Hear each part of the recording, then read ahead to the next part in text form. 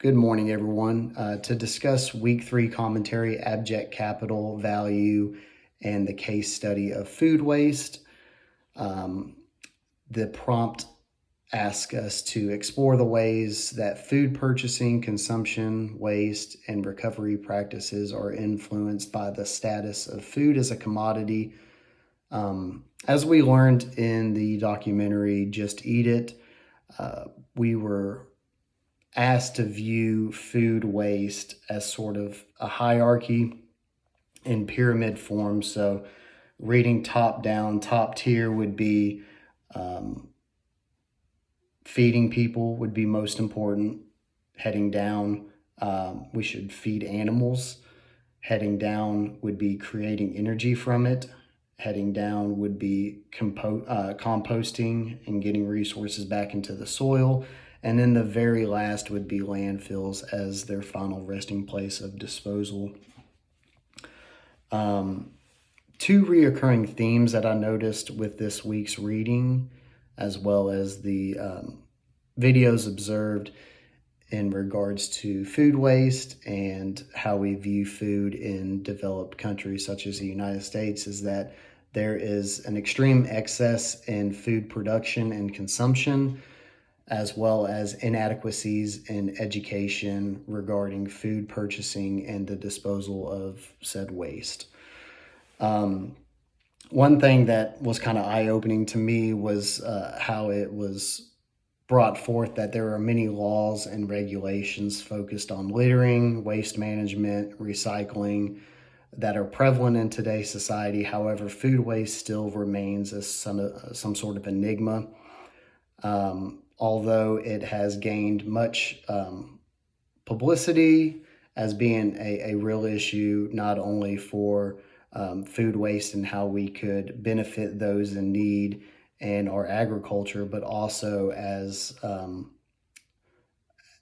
a good way to limit the amount of greenhouse gas emissions from the methane that collects from food waste in landfills. Food production and consumption, it's accelerating at an alarming rate, so much that our food pantries and whatever infrastructure that we do have for composting are being overwhelmed. We simply do not have the infrastructures here in the United States to keep up with much of the food waste that is occurring daily. So to address Abject Capital, I'm glad I'm not the only one who had some difficulties reading Giles' Anatomy of a Dumpster, because he even says so himself. It's very paradoxical. It's it's very in depth, a lot of back and forth, and so. But to explain it the best that I can is that we live in a very capitalistic driven society, this kind of neoclassical economy that more is better and, continued growth is achievable. And we know that that is not true. And I believe that, larger portion sizes, increases in caloric intake, and kind of this gluttonous viewpoint on how we see food is very driven by consumerism and capitalistic viewpoints. Giles said that between 1970 and 2003, the average American caloric intake grew by 523 calories per day. Empty calories, overeating, and expensive dieting of economic binging and purging, which has the effect of multiplying capital's opportunities to return a profit. And then American per capita food waste grew steadily by 50% between 1974 and 2003. So we can see that, objectiveness, it has kind of a negative connotation in the word itself.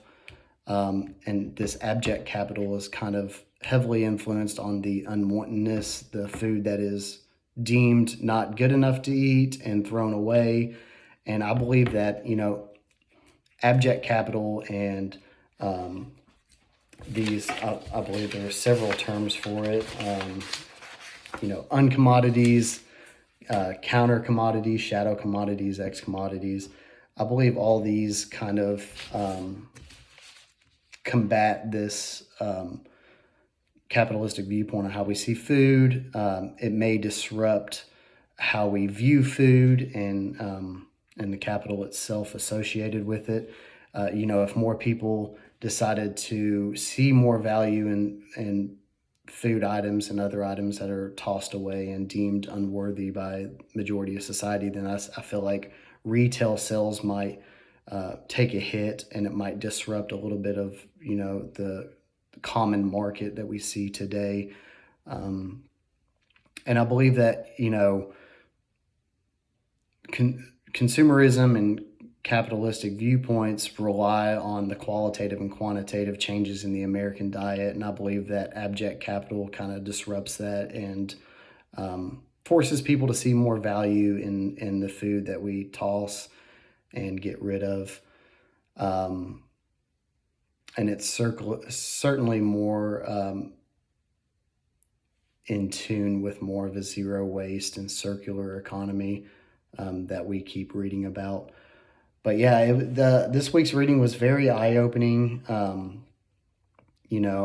haven't fully comprehended the dire need of infrastructure that we need associated with food waste, and hopefully we see more of that in the future, and it becomes more of a goal for environmentalism. Alrighty, thank you. Bye-bye.